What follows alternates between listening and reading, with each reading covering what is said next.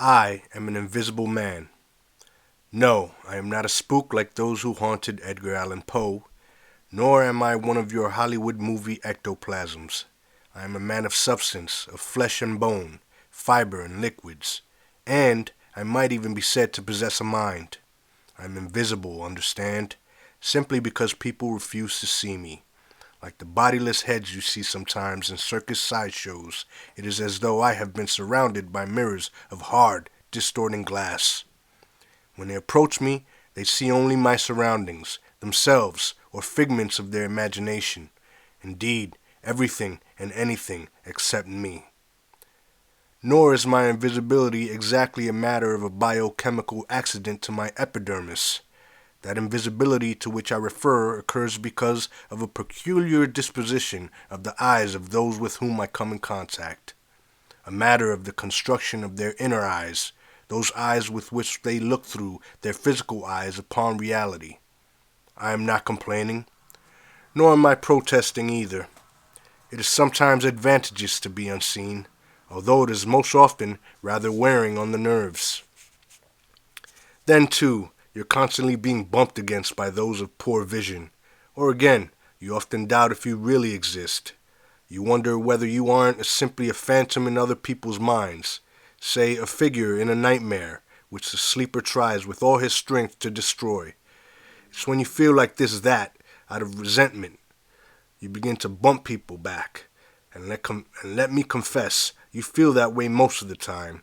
You ache with the need to convince yourself that you do exist in the real world, that you're a part of all that sound and anguish, and you strike out with your fists, you curse, and you swear to make them recognize you, and alas, it's seldom successful. One night, I accidentally bumped into a man, and perhaps because of the near darkness he saw me, and called me an insulting name. I sprang at him, seized his coat lapels, and demanded that he apologize. He was a tall blond man, and as my face came close to his, he looked insolently out of his blue eyes and cursed me, his breath hot in my face as he struggled. I pulled his chin down sharp upon the crown of my head, butting him as I had seen the West Indians do, and I felt his flesh tear and the blood gush out, and I yelled, "Apologize! Apologize!" But he continued to curse and struggle, and I butted him again and again, until he went down heavily on his knees, profusely bleeding. I kicked him repeatedly in a frenzy, because he still uttered insults, though his lips were frothy with blood. Oh yes, I kicked him. And in my outrage I got out my knife and prepared to slit his throat, right there beneath the lamplight in the deserted street, holding him in the collar with one hand and opening the knife with my teeth, when it occurred to me that the man had not seen me, actually, that as far as he knew, was in the midst of a walking nightmare, and I stopped the blade, slicing the air as I pushed him away, letting him fall back to the street. I stared at him hard, at the lights of a car, as the lights of a car stabbed through the darkness. He lay there, moaning on the asphalt, a man almost killed by a phantom. It unnerved me. I was both disgusted and ashamed. I was like a drunken man myself, wavering about on weakened legs. Then I was amused. Something in this man's thick head had sprung out and beaten him within an inch of his life. I began to laugh at this crazy discovery. Would he have awakened at the point of death? Would death himself have freed him for wakeful living? But I didn't linger. I ran away into the dark, laughing so hard I feared I might rupture myself. The next day I saw his picture in the Daily News, beneath a caption stating that he had been mugged. Poor fool, poor blind fool, I thought with sincere compassion, mugged by an invisible man.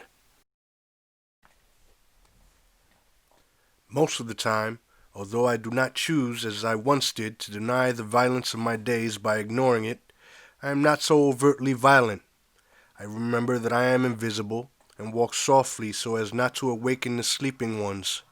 Sometimes it is best not to awaken them. There are few things in the world as dangerous as sleepwalkers. I learned in time, though, that it is possible to carry on a fight against them without their realizing it. For instance, I have been carrying on a fight with Monopolated Light and Power for some time now. I use their service and pay them nothing at all, and they don't know it. Oh, they suspect that power is being drained off, but they don't know where. All they know is that according to the master meter back there in their power station, a hell of a lot of free current is disappearing somewhere into the jungle of Harlem. The joke, of course, is that I don't live in Harlem, but in a border area.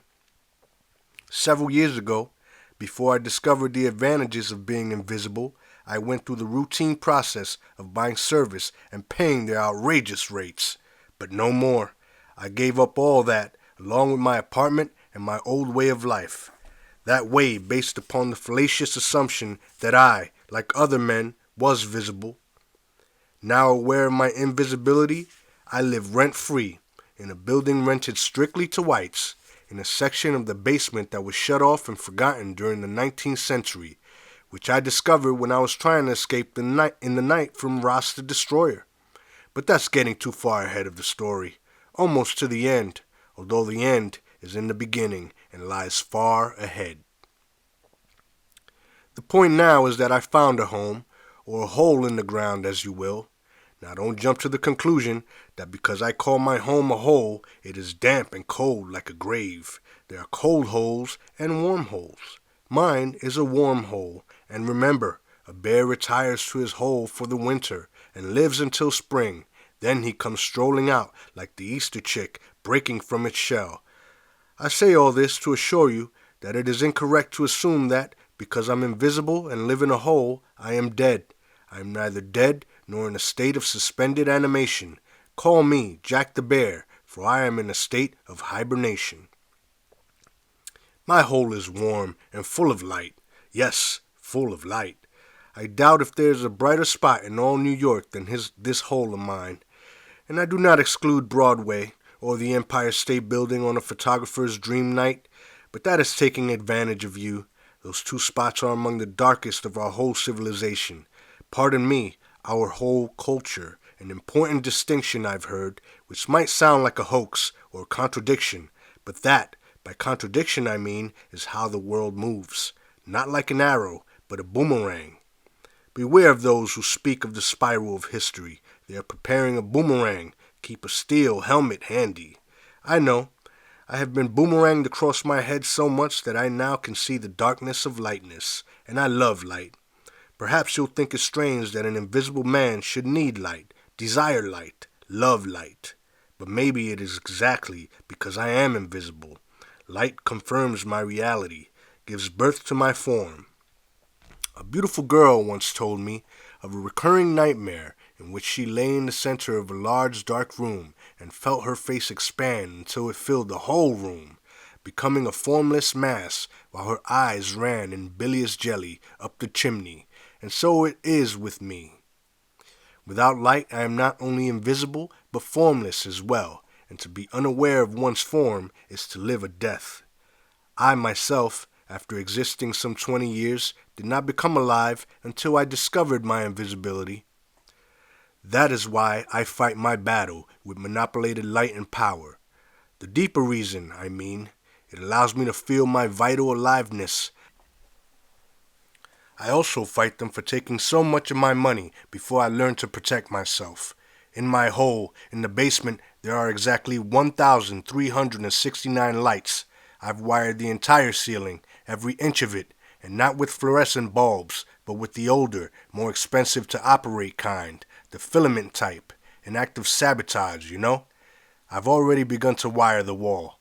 A junk man I know, a man of vision, has supplied me with wire and sockets. Nothing, storm or flood, must get in the way of our need for light, and ever more and brighter light. The truth is the light, and the light is the truth. When I finish all 4 walls, then I'll start on the floor. Just how that will go, I don't know. Yet when you have lived invisible as long as I have, you develop a certain ingenuity.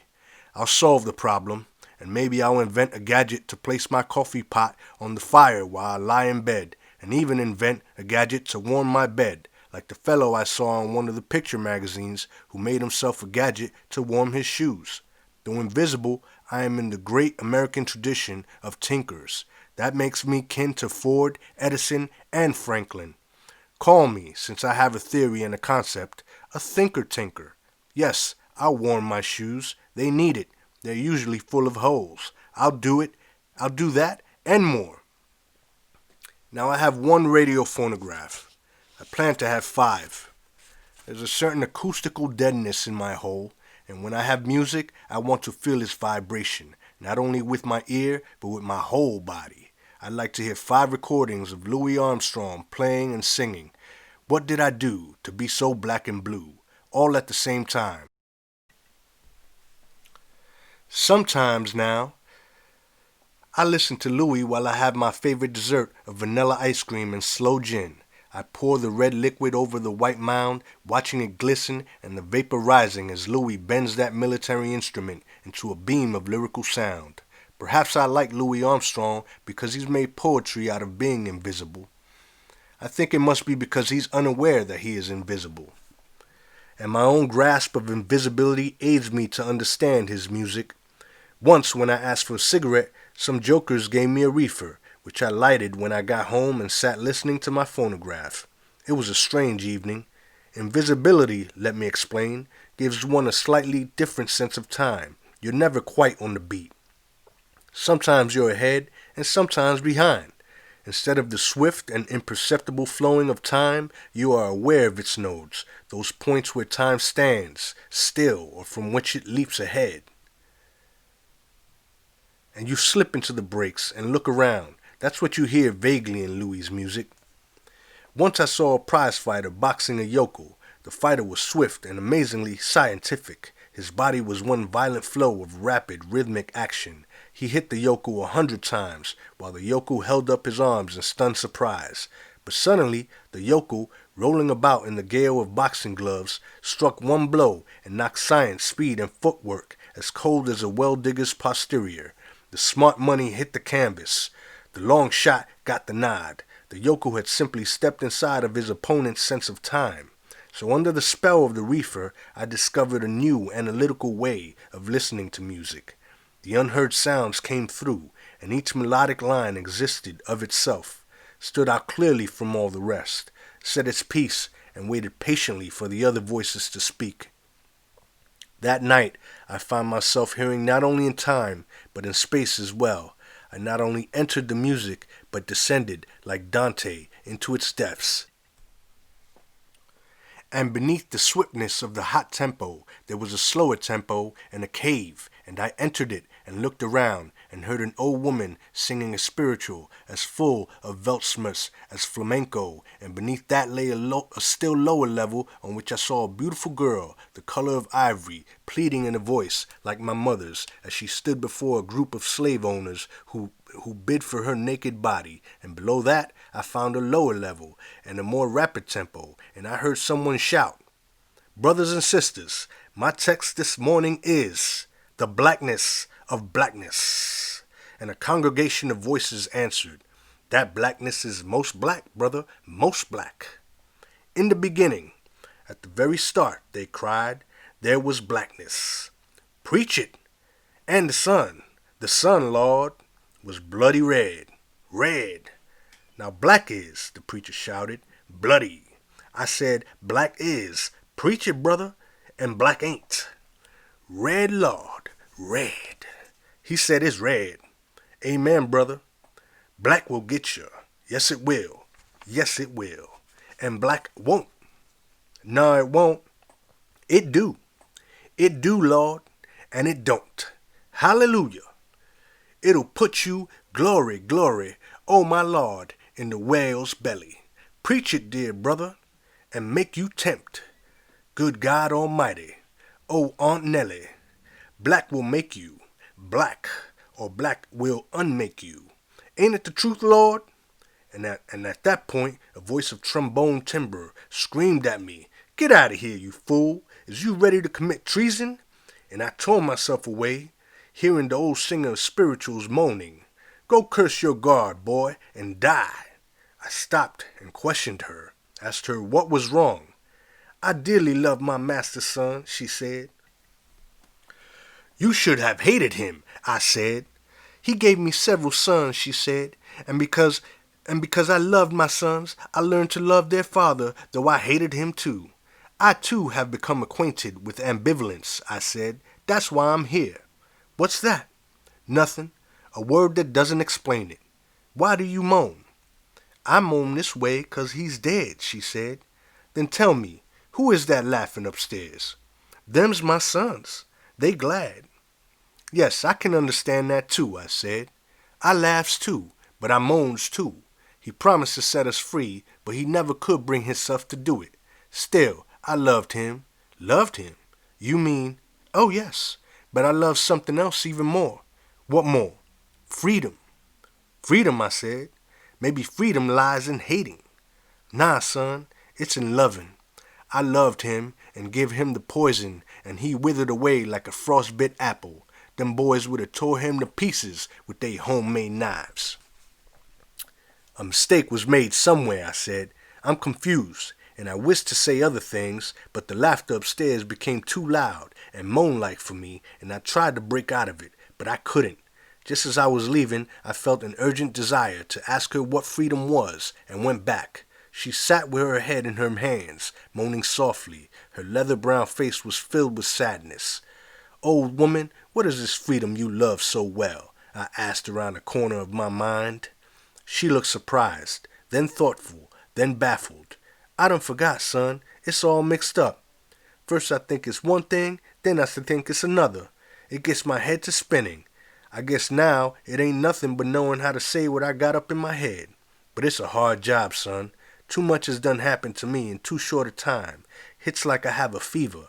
Every time I starts to walk, my head gets to swirling, and I falls down. Or if it ain't that, it's the boys. They gets to laughing, and wants to kill up the white folks. They is bitter, that's what they is.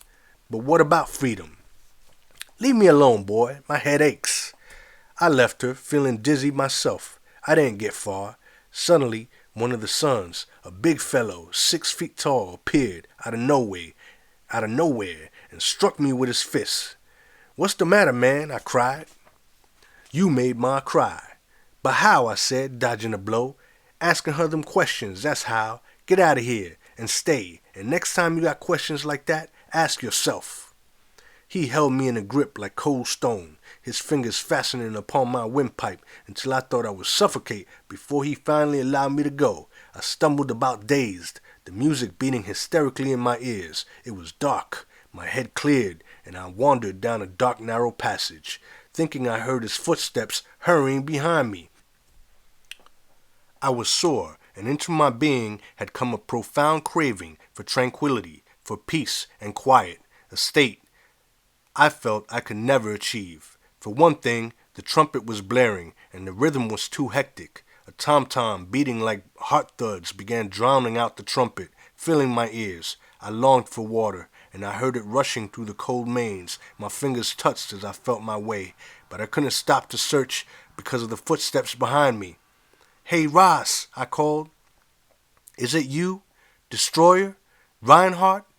No answer. Only the rhythmic footsteps behind me. Once I tried crossing the road, but a speeding machine struck me, scraping the skin from my leg as it roared past. Then somehow I came out of it, ascending hastily from this underworld of sound to hear Louis Armstrong innocently asking, "What did I do to be so black and blue?" At first I was afraid. This familiar music had demanded action, the kind of which I was incapable, and yet I had lingered there beneath the surface. I might have attempted to act. Nevertheless, I know now that few really listen to this music. I sat on the chair's edge in a soaking sweat, as though each of my 1,369 bulbs had every one become a clear light in an individual setting for a third degree, with Ross and Reinhardt in charge. It was exhausting, as though I had held my breath continuously for an hour under the terrifying serenity that comes from days of intense hunger. And yet, it was a strangely satisfying experience for an invisible man to hear the silence of sound. I had discovered unrecognized compulsions of my being, even though I could not answer yes to their promptings. I haven't smoked a reefer since, however, not because they're illegal, but because to see around corners is enough. That is not unusual when you are invisible, but to hear around them is too much. It inhibits action. And despite Brother Jack and all that sad lost period of the Brotherhood, I believe in nothing if not in action. Please, a definition. A hibernation is a covert preparation for a more overt action. Besides, the drug destroys one's sense of time completely. If that happened, I might forget to dodge some bright morning, and some cluck would run me down with an orange and yellow streetcar or a bilious bus, or I might forget to leave my hole when the moment for action presents itself. Meanwhile, I enjoy my life with the compliments of manipulated light and power, since you never recognize me, even when in closest contact with me, and since no doubt you will hardly believe that I exist. It won't matter if you know that I tapped the power line leading into the building and ran it into my hole in the ground. Before that, I lived in the darkness into which I was chased, but now I see. I've illuminated the blackness of my invisibility and vice versa, and so I play the invisible music of my isolation. The last statement doesn't seem just right, does it? But it is. You hear this music simply because music is heard and seldom seen, except by musicians. Could this compulsion to put invisibility down in black and white be thus an urge to make music of invisibility? But I am an orator, a rabble-rouser, am. I was and perhaps shall be again. Who knows? All sickness is not unto death, neither is invisibility. I can hear you say, what a horrible, irresponsible bastard. And you're right. I leap to agree with you. I am one of the most irresponsible beings that ever lived. Irresponsibility is part of my invisibility. Any way you face it, it is a denial. But to whom can I be responsible, and why should I be, when you refuse to see me? And wait until I reveal how truly irresponsible I am. Responsibility rests upon recognition, and recognition is a form of agreement. Take the man whom I almost killed. Who was responsible for that near murder? I? I don't think so, and I refuse it. I won't buy it. You can't give it to me. He bumped me. He insulted me. Shouldn't he, for his own personal safety, have recognized my hysteria, my danger potential? He, let us say, was lost in a dream world, but didn't he control that dream world, which, alas, is only too real, and didn't he rule me out of it? And if he had yelled for a policeman, wouldn't I have been taken for the offending one? Yes, yes, yes. Let me agree with you. I was the irresponsible one, for I should have used my knife to protect the higher interests of society. Someday, that kind of foolishness will cause us tragic trouble. All dreamers and sleepwalkers must pay the price, and even the invisible victim is responsible for the fate of all. But I shirked that responsibility. I became too snarled in the incompatible notions that buzzed within my brain. I was a coward. But what did I do to be so blue? Bear with me.